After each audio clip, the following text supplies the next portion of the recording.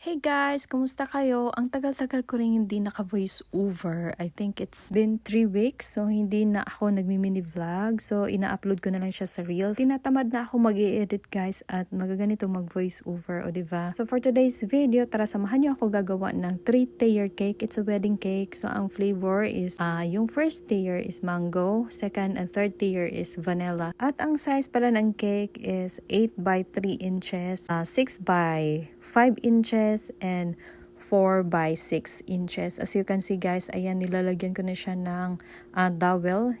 I'm using the wood. Nabili ko lang siya sa Dollarama. And as usual, na-cram coat ko siya at na-rest for 24 hours. At after 24 hours, kinabukasan, ayan na-final coat ko na siya. And then, yun, ang details ng cake na to is simple lang siya. Meron pong mga line pattern sa body niya at merong artificial flower. So si customer nag-order sa akin 2 months before the event. So pinag-usapan namin kung anong gusto niyang ilagay, yung fresh flowers ba or yung artificial flowers nga.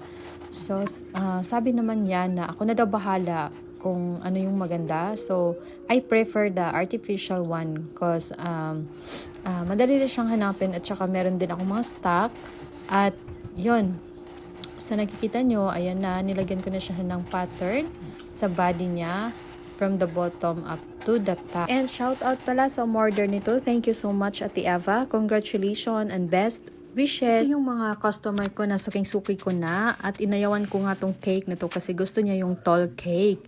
But hindi ko kasi carry yung napakataas na cake. So, siya na lang nag-adjust. So, okay na siya sa size na to at nagdagdag na lang siya ng 40 pieces na cupcakes. Ayan. Ayan na po yung final looks. O, diba? At nagkamali din ako sa pag-price na to, guys. Hindi ko nasali yung delivery charge. At timing din sa araw na to, wala akong driver, wala yung husband ko. So, nag-taxi ako. It cost me $15.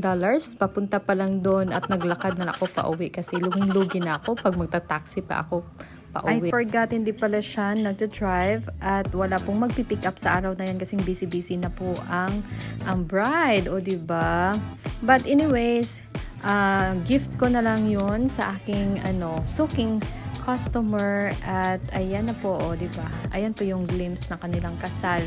Sa kanilang bahay lang yan, o diba? Ang ganda. And I hope you enjoy watching my videos. Kung bago ka pa lang sa page na to, please follow me for more. And yan lang. Thank you for watching. Bye!